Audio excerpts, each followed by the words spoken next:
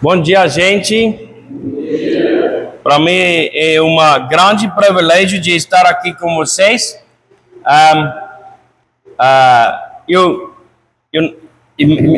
tenho uma voz muito forte, então eu tenho medo de falar com microfone. Vocês estão tudo me escutando bem?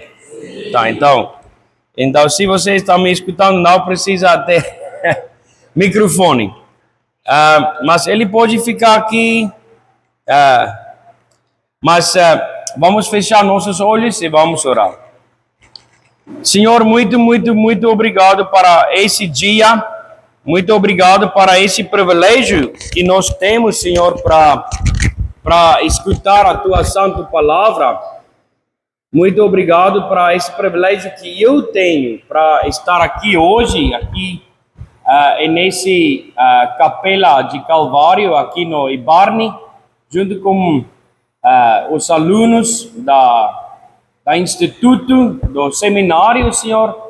Muito obrigado por esse privilégio que eu tenho para compartilhar com eles a minha testemunha, como eu fui salvo, como eu fui chamado, como eu fui quebrantado, como era antes que eu entregou a minha vida a Jesus e etc. Senhor, esteja conosco, abre a nossa mente e fala conosco, cada um de nós, trabalhe em cada um de nossos corações.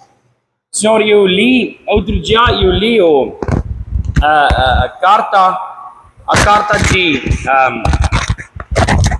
do Ibarni, que eles mandam cada mês, Senhor. Então ali naquele carta foi escrito, o pastor Kim, ele escreveu e pediu esse pedido de oração. Gente, por favor, ora para Ibarni, ora para nossa igreja, ora para nosso São Gabriel da Cachoeira, para que Deus possa mandar um reavivamento em nosso lugar. Então, Senhor, este é minha oração para Ibarni, para meu coração, para o coração do pastor Kim, para o coração de cada aluno, de cada seminarista, de cada membro dessa igreja, e de cada pessoa, de cada crente em São Gabriel da Cachoeira e de antes. E também as pessoas que ainda não estão salvos, Senhor, eles não precisam avivamento ou reavivamento, eles precisam ser salvos em primeiro lugar. Mas os crentes, nós precisamos reavivamento, Senhor. E nós pedimos isso em Teu poderoso nome, Jesus Cristo. Amém. Amém. Então, irmãos, pastor Kim, ele me mandou uma mensagem pela WhatsApp e pediu se eu posso vir agora, hoje. Ele me mandou, eu acho que quase 3 meses atrás. Pastor Kim, muito parabéns, você é muito organizado, eu gosto disso. Mas ele me pediu se eu pude vir para cá hoje, e ele me pediu se eu posso compartilhar com você meu testemunha, né? Então, testemunha, uma vez, era uma cara que foi pedido, uma pastor pediu ele se ele pode compartilhar o testemunho dele. Então, ele foi preparar o testemunho nos papéis que ele cortaram pequenininhos. Então, ele estava lá, pronto, era uma igreja que não teve parede, só era como galpão, tipo galpão, né? E aí ele estava ali se preparando com os papéis, como testemunho, e aí de repente vieram um vento forte, e levaram os papéis dele e disse: ai, lá foi embora meu testemunho. Não deve ser assim. O seu testemunho não pode ir embora por causa de um vento. Seu testemunho tem que estar firme, né? Em Cristo, ele tem que estar escrito no seu coração. Um testemunho de salvação e da sua história que você tem sobre a sua vida espiritual e sua caminhada com Deus tem que ser algo em seu coração, que você nem precisa preparar, entre aspas. Sim, você pode revisar em sua mente, pode fazer algumas notas, né? Aqui eu tenho que lembrar aquele momento lá, Então, o testemunho tem que estar algo que está escrito em seu coração. Lá no livro de Pedro dizem assim: você tem que estar pronto em qualquer hora para testemunhar sobre a esperança que está em vocês, pelo qualquer pessoa, em qualquer hora, né? Então, se alguma outra crente te peça: ai, senhor, bom dia, você está salvo? Você não tem que ficar chato assim: por que você está me perguntando? Tem que estar pronto de compartilhar o seu testemunho, né? Porque o testemunho é algo, claro que os anjos, e o Deus, e o Jesus Cristo, claro que eles sabem, eles conhecem. Você não precisa explicar, mas imagina se, por acaso, isso não está escrito na Bíblia, mas imagina se todo mundo vai ser pedido para compartilhar o testemunho antes que eles vão entrar no céu. Eu acho que muitos crentes não vão saber o que falar, porque eles nem sabem como compartilhar o testemunho aqui na terra e como eles vão saber como testemunhar lá eternamente. Então, nós temos que estar sempre preparados para compartilhar nosso testemunho. Não. Então, minha esposa disse sempre: você sempre pega a sua testemunha lá atrás da montanha e aí você vem trazer ele. Não, então, eu gosto disso, porque meu testemunho tem uma longa história, mas eu vou tentar de terminar em meu tempo. Então, eu acho que eu tenho tempo até 11 horas, né, pastor? Até 11. Que horas eu tenho que terminar? Até 5 para 11. 5 para 11, tá bom. Então, ali, e tudo que eu falo aqui é pela graça, é pelo glória do Senhor. Não é pela glória de nenhuma pessoa, nem para meus pais, nem para minhas avós, e nem para mim. Tudo glória é para Deus, ok? Só isso, lembra isso. Aí, no lado da minha mãe, né? No lado da minha mãe, os bisavós dos meus pais eram religiosos, muito religiosos. Eles frequentaram de vez em quando uma igreja muito religioso. Era uma igreja protestante, era assim, mas era uma igreja super religiosa que acreditaram em uma como chama, coisas muito religiosas. Era muito legalista, era super legalista essa igreja, e acabou sendo uma igreja super legalista. Às vezes acabou de vira religião, ponto final, sem relacionamento com Deus. Eu não sei se você por acaso já ouviu sobre os Amish, é pessoas que têm comunidades lá nos Estados Unidos, né? Eu já conversei com, mas ali naqueles tipos de comunidade tem muitas pessoas que pensam que eles são salvos, mas eles não têm um relacionamento com Deus, com seu filho Jesus. Eles só acreditam em uma religião super duro e seguem nos exemplos dos antepassados, mas eles nunca entreguei a sua própria vida a Jesus. Eles só seguem uma religião super legalista. Então, as bisavós da minha mãe, eles eram assim, eram numa igreja assim, e infelizmente naquela igreja também, enquanto eles estavam na igreja, eles teriam uma vida santa, enquanto eles estavam na igreja. Mas enquanto eles saíram da igreja, ali eles teriam uma outra vida. O próprio pastor era assim. Na igreja ele estava santo, ele falava até num outro jeito: bom dia, irmãos, como está hoje? É uma privilégio de estar juntos aqui. E na hora que ele sai do púlpito,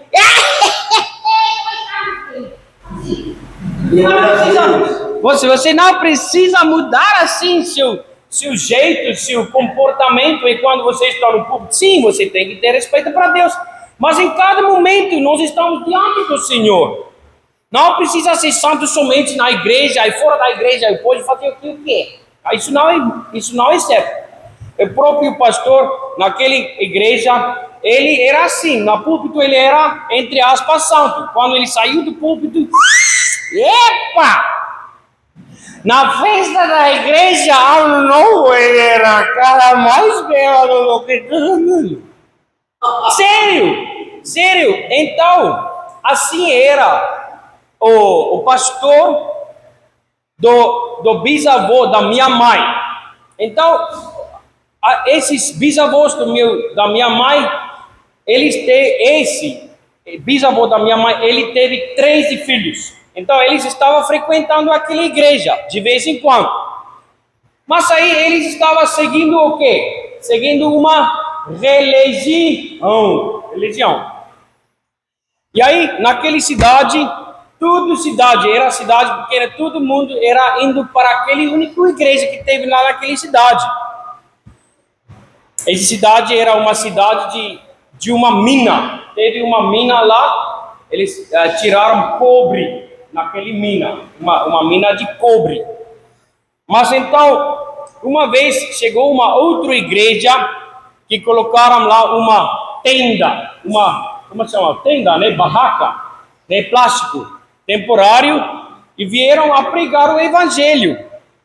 Mas só que essa igreja era igreja evangélico duro assim, pregava o evangelho de verdade, não era uma religião, você teve que ter um relacionamento com Deus. E aí, quando eles estavam levantando aquele tenda, porque era uma tenda grande, uma barraca temporária grande, aí o pastor da igreja da bisavó da minha mãe, ele avisou a igreja estava cheia. E aí ele avisou todo mundo, toda a cidade lá, se você vai para aquela igreja, para aquele tenda, você vai para o inferno. Eles são hipócritas, eles são pecadores, não vai para lá. Não, ninguém pode ir lá. Mas aí, o filho mais velho, né, da minha avó, então, daqueles 13 filhos que ele teve 21 anos de idade. 21 anos de idade. Então ele era adulto, ele era maduro, ele poderia fazer o que ele quiser, mas ele ainda morava na casa, teve 13 filhos, mas ele queria ir para aquele tenda, ele queria ver o que está lá. Então ele fugiu da casa, ele disse para os irmãos, não, fala com o papai, que eu vou para lá. Então ele foi para lá, e lá o cara estava pregando uma pregação normal, mas de verdade, evangelho. E aí, aquele primeira noite, ele entenderam o evangelho, quebrou diante do Senhor. Ele chamava William, meu bisavô, tio bisavô, assim. Então, e aí ele entregou a sua vida a Deus. Então, ele voltou para casa e o papai, ele, por algum motivo, eu não sei se alguém foi fofocar, mas ele descobriu que o filho dele mais velho foi para aquele culto. Então ele estava super sério, disse, por que você foi para lá? Não, ele disse, não, eu estava assim, eu queria ver o que estava lá, não tem nada para perder, eles não vão me matar. Eles disseram que lá naquele placa, eles disseram que eles vão pregar o evangelho, teve um versículo da nossa própria Bíblia ali. Então eu queria ver, eu sou adulto, papai, eu pude fazer, nós estamos mal respeitando o papai, mas eu queria ir. Então papai, eu quero compartilhar com você alguma coisa maravilhosa aconteceu comigo. Eu nunca tive um relacionamento com Deus, mas ontem à noite eu entreguei minha vida a Jesus. Então o papai ficava bravíssimo demais. Dizia, eu vou matar aquele cara lá, eu vou matar ele. Naquela época, irmãos, se o pessoal falava que ele vai matar, ele fazia, ele queria fazer. Então ali ele foi toda noite, ele foi para lá, aqueles cultos da tenda eram uns 2, 3 semanas quase, cada noite. E aí, aquele pastor que estava pregando lá, ele disse que, ok, então agora nós vamos marcar para mim voltar em um mês por aí, e a gente vai fazer estudo bíblico com todos esses convertantes, as pessoas que converteram, né? Então, ele voltou e fizeram um estudo bíblico com aqueles novos crentes, né? E aí ele disse, aí, agora você está pronto para ser batizado. Então, lá fora da cidade, teve um rio. Então, a bisavó da minha mamãe, eles moravam perto do rio, perto daquele rio, literalmente uma distância de máximo 150 metros. Mas como eu te falei, eles teve 13 filhos. Então, eles teve uma casa enorme, grande. Então, cada vez, enquanto nasceu um novo bebê, ele construiu um novo quarto. Então, sempre eles teve uma monte de areia e uma monte de seixo ali, para construir muitos tijolos ali. Então, eles marcaram uma data para batismo. Aí ele vai batizar lá no rio, ele vai batizar todos as pessoas que converteram, que fizeram o estudo bíblico junto com esse pastor na tenda. Então, esse bisavô, ele disseram, olha, eu vou colocar uma cobertor em cima do meu monte de areia, eu vou pegar minha arma, vou deitar ali, e enquanto eles vão subir, porque teve uma vala, como se chama, lá, o rio estava aqui embaixo, teve uma vala. Então ele disse, enquanto eles vão subir depois do batismo, eu vou matar todo mundo, porque eles fez que meu filho vai para o inferno. Porque o pastor, nosso pastor, disse que as pessoas que vão para lá, eles vão para o inferno. Ele disse, eu vou matar todo mundo lá, porque eles deixou meu filho perdido. Então ele estava lá, literalmente, com todas as cartuchas, né? Do arma dele estava lá, uma fuzil, estava esperando eles. Disse que eu espero que o pastor sobe primeiro, aquele pastor que pregava lá. Vou matar ele primeiro. Então ele estava esperando 2 horas, aquele culto de batismo durava, batizavam pessoas. E aí, de repente, ele ouviu que as pessoas estavam batendo palmas, cantavam uma música, então ele estava esperando. Agora sim. Estava lá esperando. E a primeira pessoa que subiu naquele vala era o próprio filho dele. Ele eu não vou matar. Não. Obrigado. Ele eu não vou matar. A segunda pessoa era a própria esposa dele. Ele dizia, eu não vou matar ela também não. Glória a Deus. E aí, de repente, o próximo pessoa era o outro filho dele. E aí ele nem queria matar. E aí ele quebrantou diante do Senhor. E ali naquele monte de areia, ele entregou a sua própria vida a Jesus. Nem queria matar ninguém mais. Muitos anos atrás, muitos anos depois que isso aconteceu, um dia, um dos meus tios, né, bisatios, não sei como dizer, umas deles estavam na casa deles e ouviu uma batida na porta, abriu, ele viu uma velhinho, disse, Senhor, eu quero compartilhar com você o evangelho. Ela disse, mas Senhor, eu conheço o Senhor.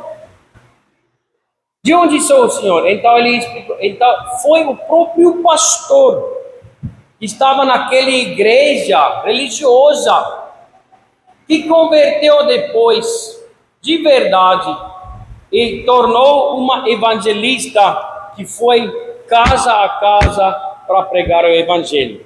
Amém. Mas assim começou a caminhada da minha família no lado da minha mãe.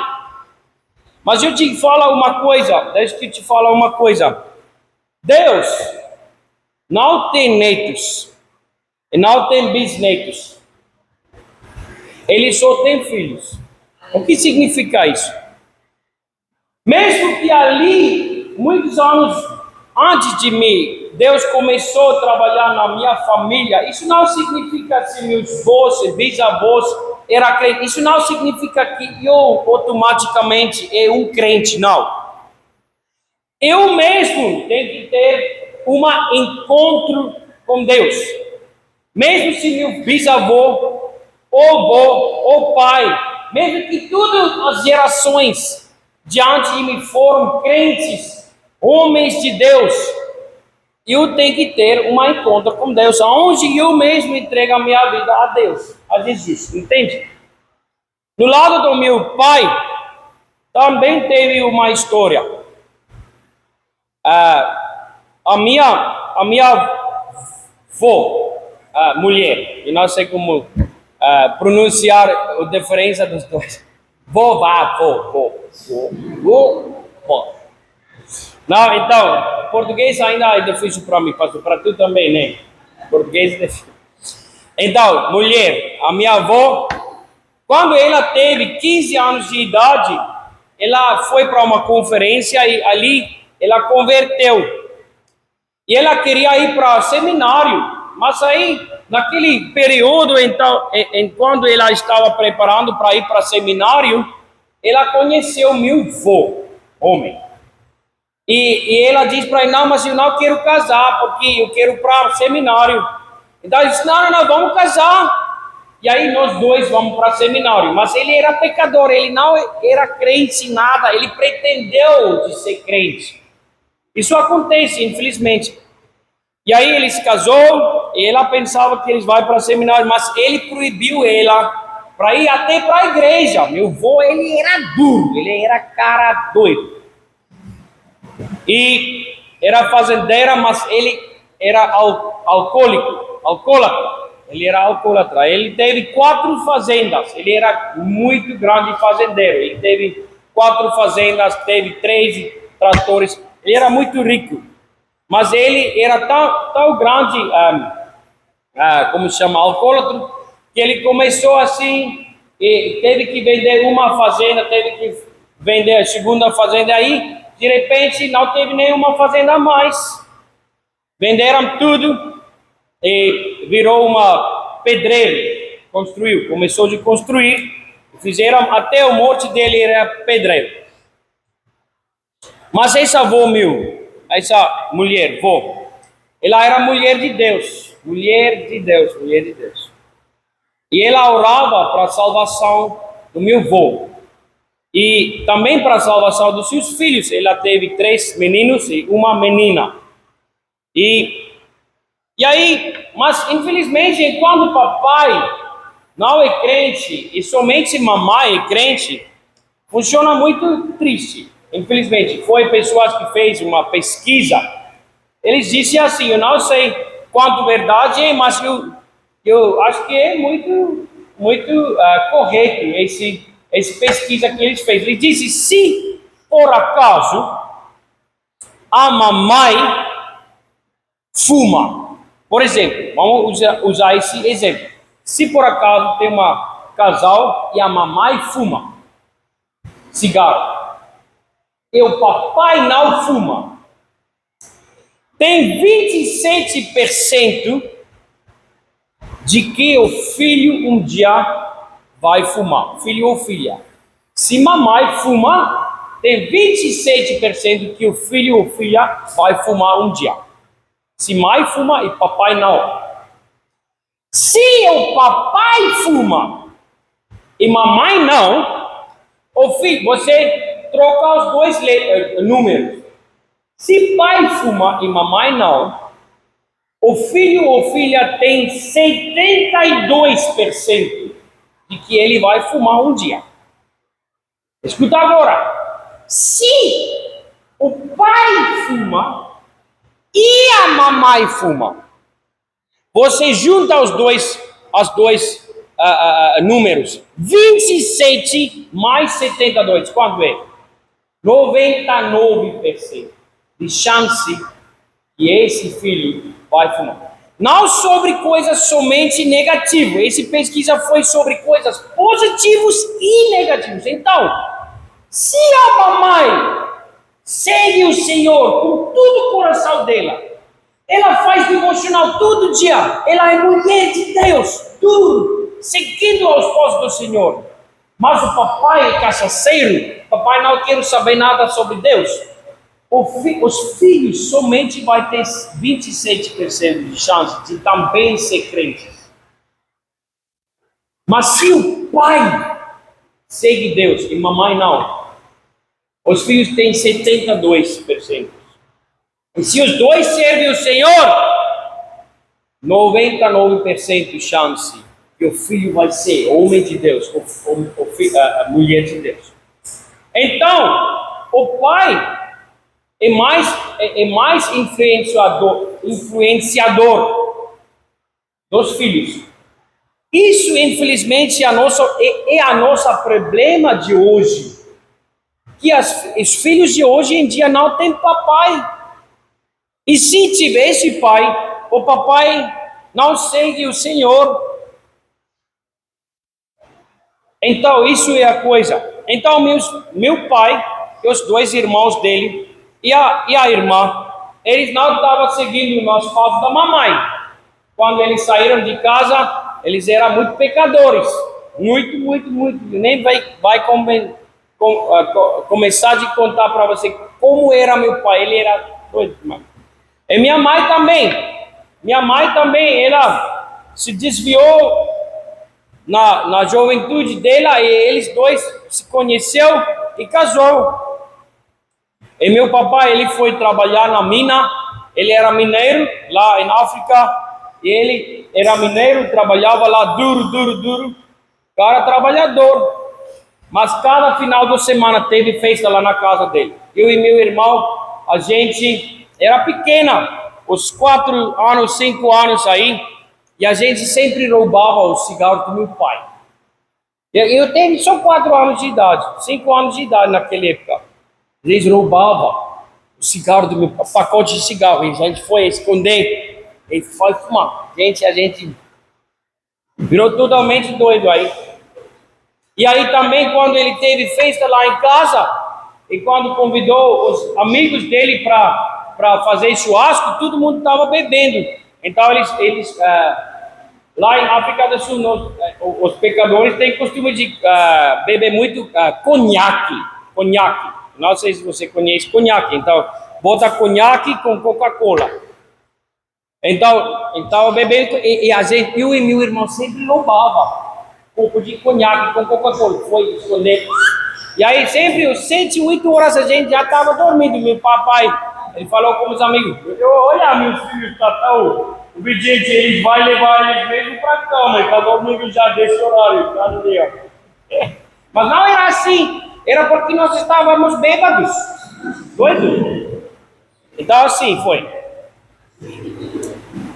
Então a gente cresceu, mas minha avó, ela estava orando para a salvação dos filhos dela e para a salvação dos netos. E aí, naquela cidade, a gente não morava na mesma cidade daqui do que meus avós, mas ela conheceu um pastor lá que chamava Loki. Ele era, o nome dele era Loki, mas ele era louco por Deus. Eu já vi uma cara que teve uma camisa que disseram aqui na frente, eu sou louco por Deus. Aqui atrás disseram, para quem você é louco? Né? Se você não é louco por Deus, você vai ser louco por Satanás, não é verdade? Então, somente um dos dois. Mas esse pastor era louco por Deus. Então, minha avó, ela ligou por ele. E disseram para ele, pastor, por favor, vai visitar meu filho lá, ele é perdido. Então, esse pastor disse, tá bom.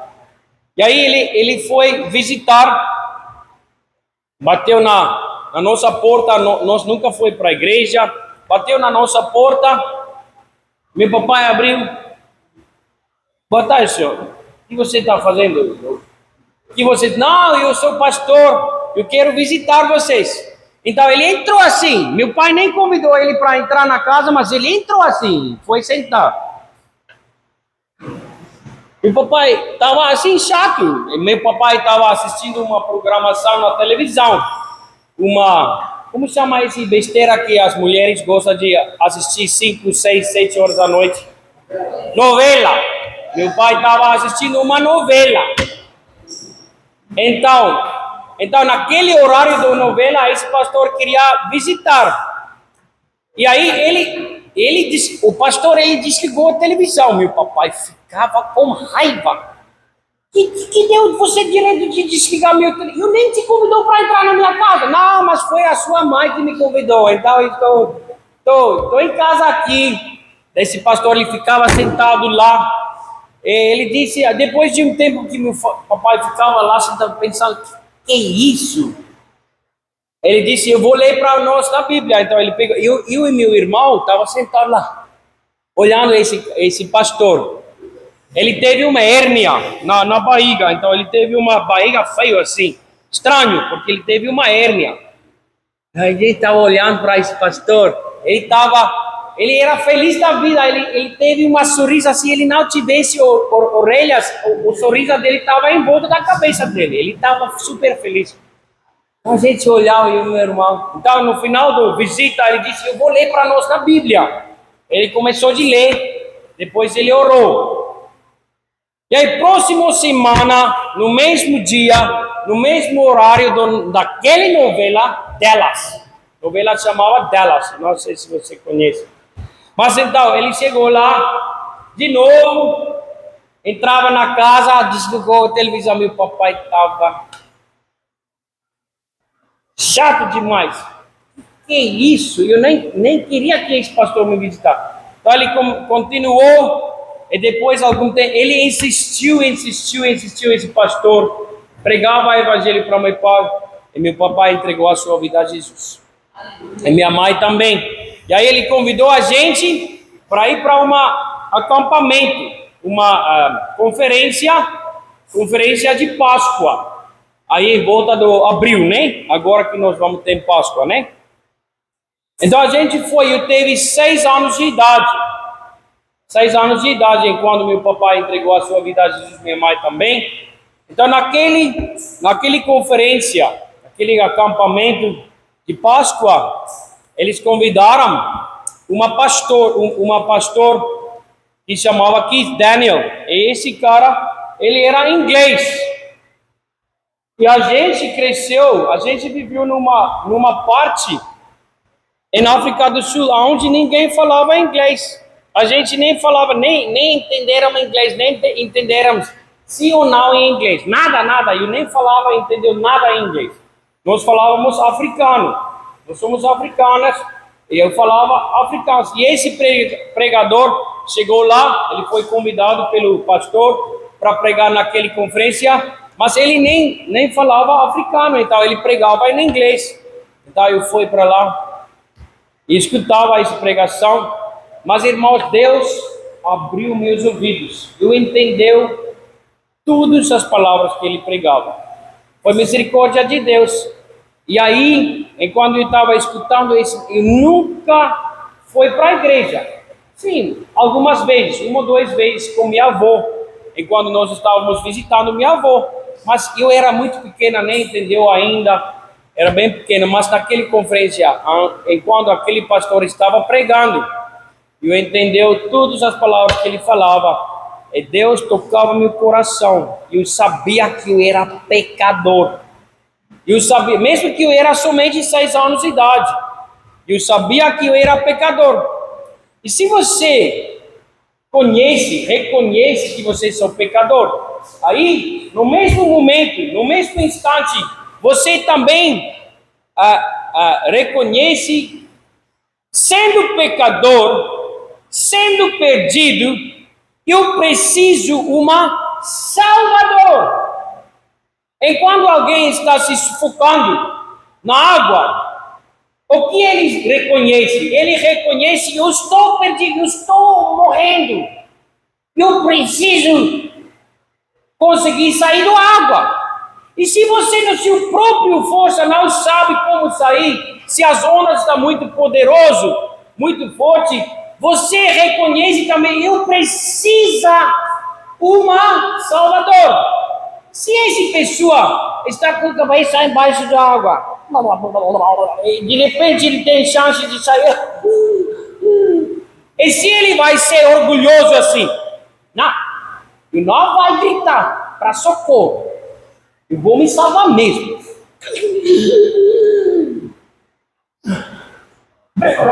De novo. Será que ele vai ser salvo? Não. Ele tem que fazer o quê? Socorro! Não é verdade? Se você reconhece que você está perdido, você tem que reconhecer o quê? Você tem que reconhecer que você precisa um Salvador. E aí, você tem que pedir salvação. Grita. Aclamai. Como disse? Aclamar. Como é aclamar? Por favor. Não, aclamar é um grito de sinceridade, de urgência, sabendo que eu sou perdido, preciso de Salvador. Então aí, naquele acampamento, pela graça do Senhor, eu reconheceu, eu entendi o Evangelho, foram explicados por mim, e aí eu entreguei minha vida a Jesus, com 6 anos de idade, pela graça do Senhor. Naquele próprio conferência, essas conferências duravam 6, 7 dias. Naquele época, hoje em dia a conferência dura 3 dias no máximo, né? Antigamente as conferências eram 6 dias, 7 dias, até 10 dias. E aí, naquele mesmo conferência, eu escutei uma história de missionário no culto de crianças. A gente foi e escutava uma mulher do APEC. Você conhece a APEC, né? Ela contou para nós uma história. Ela teve um livro que teve desenhos e mostrou para nós a história do Jim Elliot. Jim Elliot, ele era missionário em Equador, no Amazonas. E aí ela contou essa história. Essa história eu ficava muito apaixonado pela essa história. E aí outro detalhe. Antes de tudo esse em nossa casa, em casa do meu pai, minha avó, que era mulher de Deus, ela sempre me chamava missionário. Eu nem sabia quem era missionário. Ela nunca me chamou pelo meu nome, mas ela me chamou: ei, vem cá, missionáriozinho. Vem cá, missionário. Ela sempre eu estava assim, aperreado. O que ela está dizendo, missionário? Mas eu acostumei. E quando ela me chamou missionário, eu fui, porque eu me acostumei. Nem sabia quem era. Mas enquanto eu escutei essa história do missionário, enquanto eu teve 6 anos de idade, aí eu sabia o que era missionário. E aí eu disse para Deus: Deus, eu quero ser missionário, porque minha avó estava me chamando missionário. Não chama seu filho chato, não chama seu filho ladrão, não chama seu filho pecador, não chama ele assim. Chama seu filho pastor, ou chama seu filho missionário. Chama seu filho, mesmo que ele erre, mesmo que ele fazia alguma coisa mal, chama ele homem de Deus. Chama ele a mulher de Deus, não chama nomes que não prestam. Porque você está botando uma maldição no seu filho. E quando você veja um menino na rua roubando uma maçã ou roubando uma manga ou alguma coisa, não chama ele ou ele, seu ladrão, seu malandro, não chama assim, mesmo que se não fosse seu filho, chama ele: ei, homem de Deus, para com isso.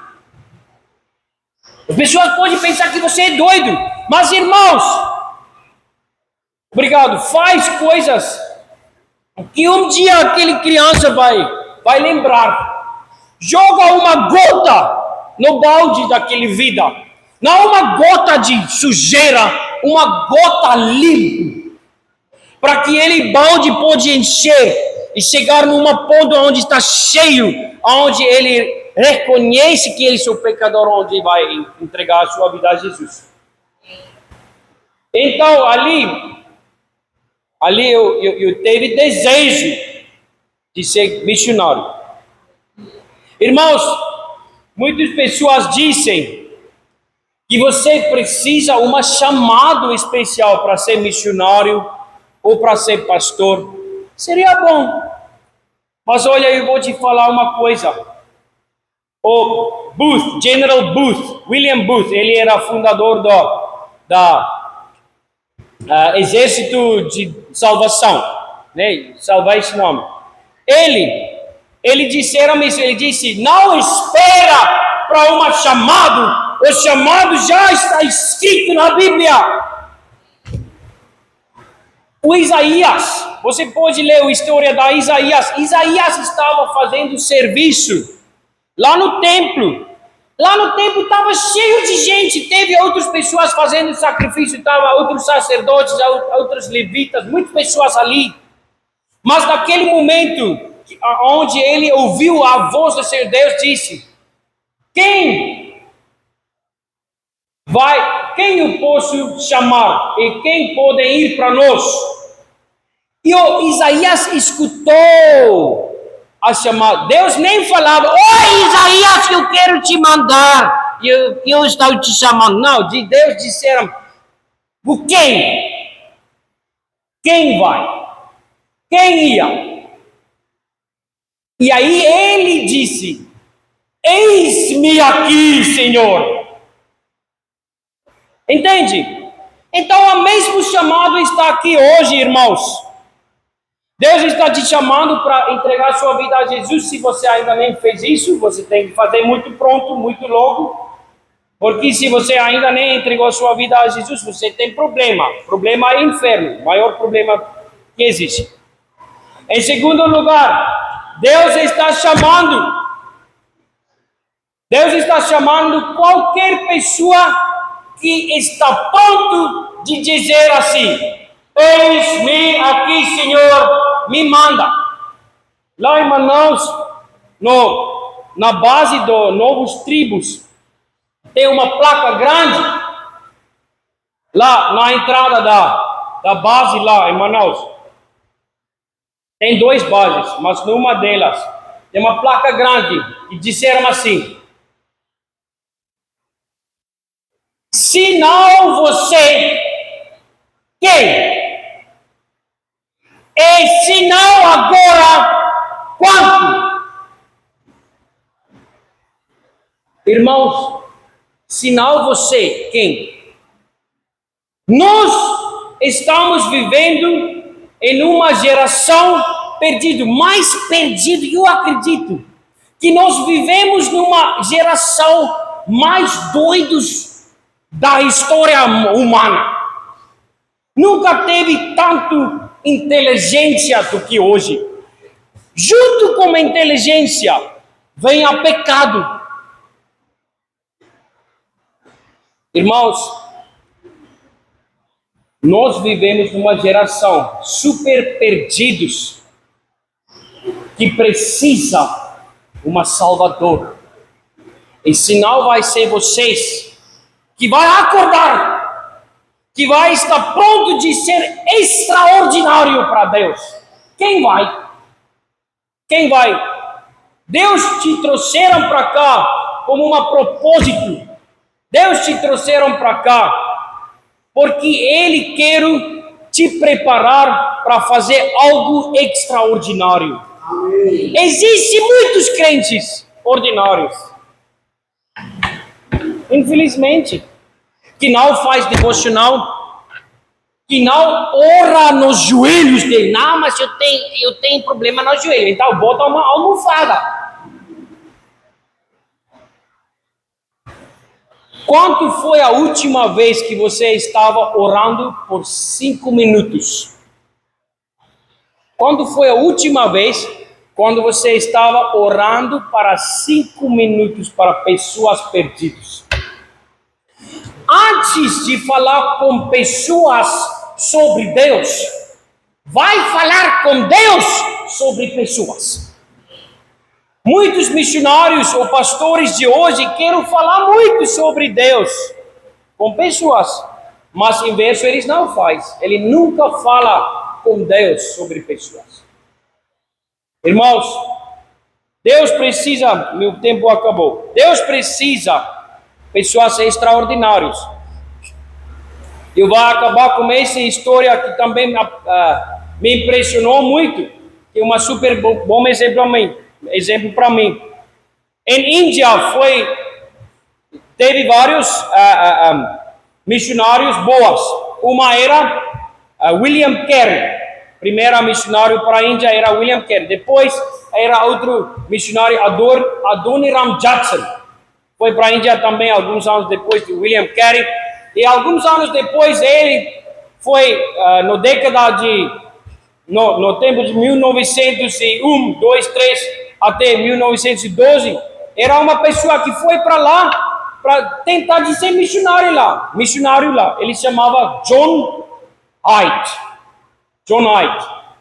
Chegou lá, teve vários outros missionários novos, e tudo estava no processo de aprender as línguas lá. Lá a Índia teve várias línguas, então você teve que escolher uma povo, uma etnia, e teve que aprender aquela língua. Então John Hyde, ele queria aprender língua daquele povo particular lá, mas ele nem conseguiu, nem falava 3 palavras naquela língua. E os outros missionários estavam avançando no aprendimento das línguas lá, mas ele nem conseguiu, ele procurou, ele escolheu outra língua, tentava, mas nem conseguiu. Nem teve jeito, ele nem teve desse dom, vamos dizer assim, de aprender outra língua, era super difícil. Então ele ficava muito depressivo assim. Ele disse: Deus, por que você me chamou para cá? Eu tive esse desejo de vir para cá, para ser missionário aqui na Índia, mas eu não estou fazendo nada aqui. Então Deus colocou no coração dele: você não sabe como falar na língua deles, mas você sabe outra coisa, você sabe como orar. É muito fácil de orar, meu filho, só ora para isso. Então ele começou a orar. Ele começou a orar 4 horas, fora do devocional de manhã, fora do devocional de noite. Ele orava 4 horas por dia. Ele disse: tá bom, então Deus, nós estamos conseguindo aprender a língua, então eu vou orar para as almas sendo salvas. Ele começou a orar 4 horas, diz: Deus, me dá uma alma hoje. Uma alma hoje. Orava. Depois de 4 horas de orando para uma alma daquele dia, ele levantou, saiu da casa, e quando ele chegou no primeira pessoa na rua, aquele pessoa dobrava os joelhos, entregou as suas... Ele nem falava nenhuma palavra, as pessoas se converteram assim, um por dia. E depois de 1 ano, ele disse: Deus, não é suficiente. Me dá 2 almas hoje. E para o próximo ano, irmãos, ele orava 4 horas, 4 a 8 horas para 2 almas por dia. E cada dia ele saiu, nem falava nenhuma palavra naquelas línguas, mas as pessoas estavam entregando as suas vidas a Jesus. E aí ele virava tão doente, e segundo no médico, ele disse para o médico: estou morrendo. O médico fizeram testes, eles disseram: seu coração movimentou do lado esquerdo para o lado direito. Porque enquanto esse cara estava orando para almas perdidas, ele estava tão quebrantado diante do Senhor. Estava chorando. Senhor, eu não sabe como falar essa língua. Eu não sabe como pregar, Senhor. Mas eu sabe pelo menos como orar. Então isso eu vou fazer, Senhor. Salva pessoas perdidas. Então ele foi uma das mais sucedidas, missionários mais sucedidos que existia. Por quê? Porque ele era pregador? Não. Porque ele era orador extraordinário. Faz uma escolha hoje, irmãos. Escolha para ser uma pessoa extraordinária, orador. Deixa eu pregar para outras pessoas. Deus vai te dar chance para pregar, mas começa sendo uma orador extraordinário. Deus precisa oradores extraordinários em nossa geração. Amém. Seja isso. Deus te abençoe. Obrigado.